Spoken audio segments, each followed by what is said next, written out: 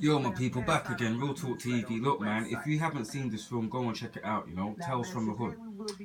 I found this video and I had to check this out and the horrible things that happen to the cast. because I've always thought, yeah, say, you know, oh, it's just old. Like, sorry to cut it. I've always thought, yeah, big up to the channel that I got this from, the Lionel B Show. Yeah, big up the content and that. Like, what I've always wondered, because I've watched this film so many times, but I've always thought, what was the whole point of the film? It's like, it always had you in a crazy feeling and stuff like that, and the things that was really happening in the film, it was like, it was about some higher power shit on a real level. If you really watch and analyse the film, like, go back and watch that film, Tales from the Hood, and let me know your thoughts on it, because it is kind of crazy, and it's funny what has been happening to the celebrities from this movie. It's crazy. The guy in the middle, I remember seeing him in a film called The Lockdown, and he was someone's bitch in there. All sorts of shit was happening to him in there. Like, and the one on the left, he's been in a couple films, but not too many. The one on the far right, he's been in a couple films too. But let's actually break this thing down and see what Lionel B is saying on it. You know what I mean? If you find this video interesting, don't forget to smash the like button. Don't forget to drop a comment and all of that stuff. You know what I mean? Let's get it. Age, or it's just, you know, unfortunate things that happen to people, but no, the film was actually cursed. See, I knew something was up with it. Some of y'all may know about the movie Tales from the Hood, but basically it's about a crazy ass mortician, Mr. Sims, that tries to scare a few young drug dealers straight by telling them 4 unbelievable horror stories. Yeah. Now, the first scene features a guilty burdened cop who goes nuts after turning a blind eye to his corrupt partner. Yeah. It was definitely a standout film that featured an all-star cast of the late 90s fresh faces. Number 1, DeAndre Bonds, born March 19, 1976. He featured in films such as Sunset Park, The Wood, and Tales from the Hood in 1995. And Lockdown. He was charged with assault with a deadly weapon, carrying a dirk or dagger, felony vandalism with prior convictions. Police arrested him after a family member told him to leave, and he responded by grabbing 2 kitchen knives and attacking the relative. He threw one of the knives at his relative, who escaped to the bedroom and locked the... You see that picture right there? That's exactly how he looked in that movie, Lockdown. When he was getting, you know what I mean? When he was getting beaten up, when he was all crying in the cell and all of that crazy stuff, that's exactly how he looked. It's like after he played in that movie, yeah, The Wood and Lockdown, it's like that triggered or something in his life, you know what I'm saying? Because look at him now. He looks messed up, man. What's going on? Door, authorities reported. Then he actually stabbed the locked door. Now, when authorities arrived, they found Bonds nearby with a knife in his waistband and arrested him. He tried to claim it was an accident in a recent interview. Now, DeAndre Bonds was sentenced to 11 years in prison after he stabbed his aunt's boyfriend to death in front of her home. He has since been released, but has yet to make it back to the big screen because of his heavy drug and alcohol use. Yep. Number 2, and it's so Lamont Bentley. Lamont Bentley was born on October 25th, 1973. And he was an actor and a rapper. And he was most notable for his roles in South Central in 94. He played in Moesha for 5 years from 96 to 2001. You must remember him. Come on.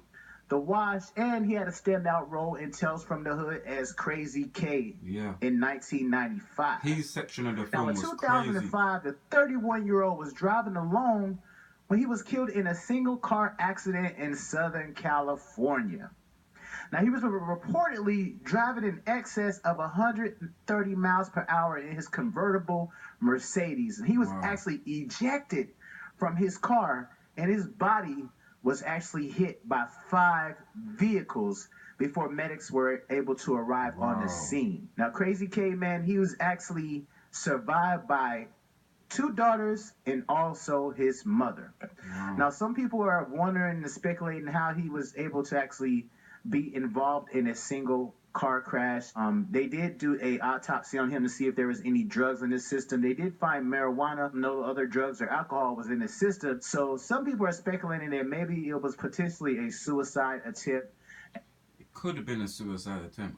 Or he was getting chased. Why would a guy be doing 130 miles an hour? Why would you even want to go that fast, man? You know what I'm saying? I know everybody wants to live their life, but take it easy, slow it down, man. 130 miles an hour. It could have been a suicide attempt, or it could have been getting chased. You don't know, because after that film there, if you actually watch it, like, there's a lot of higher power things going on in that film. It's very. When I first watched it, I found it strange. I had to watch it again, and then I watched it a third time to actually see what the whole film, like, what it was based off, and what, you know what I mean, what surrounded the whole film, and it was crazy. It was really crazy, man. Just thinking about it now just makes me feel crazy thinking about it, man. As he was battling with depression at the time.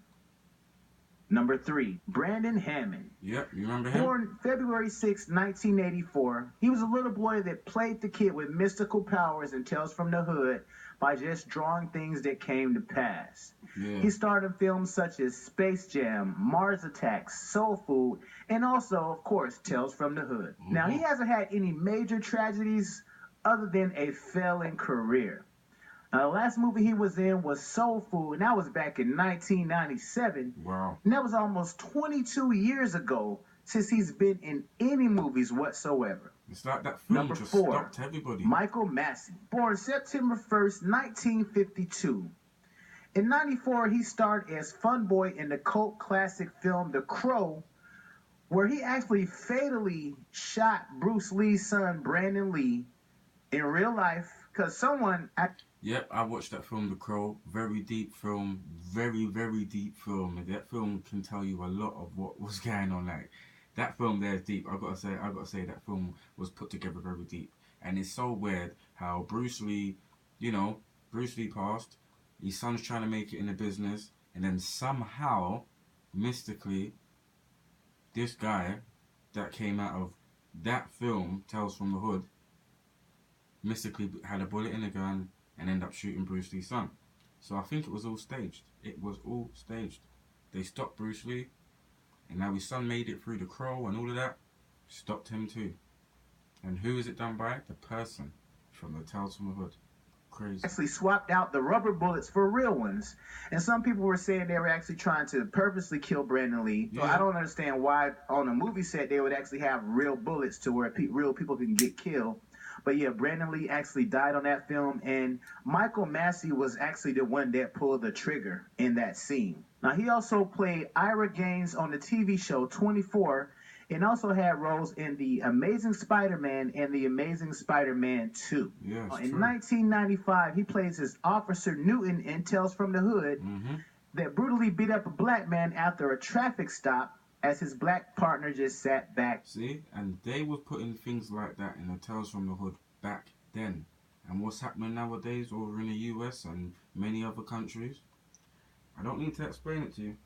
And watch. Michael Massee actually died in 2016 at the age of 64, and the cause of his death was stomach cancer. Number 5, Samuel Monroe Jr. Born November 28, 1973, Samuel played in tons of urban black films in the early and late 90s.